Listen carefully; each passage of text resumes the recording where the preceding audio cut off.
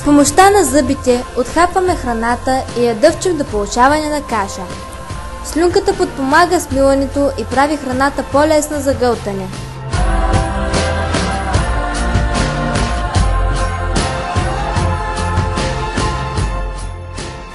След като преглътнем храната, навлиза в тръба, наречена хранопровод, и достига до стомаха.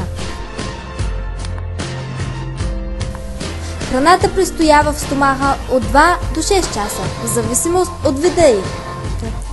Тук тя се смесва с храносмилателни сокове, произведени от стомаха, и се превръща в гъста каша.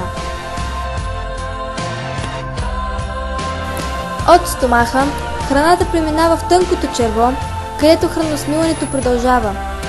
Жлъчката разгражда мазнините, а панкреасът зад стомашната жлеза произвежда смилателни сокове, наречени ензими. Накрая, хранителните вещества са готови да преминат от тънкото черво в кръвта и чрез нея достигат до всяка част от нашето тяло.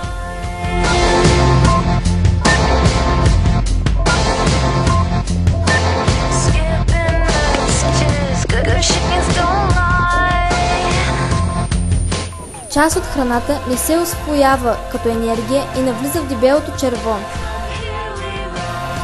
Края на дебелото черво се нарича ректум, право черво.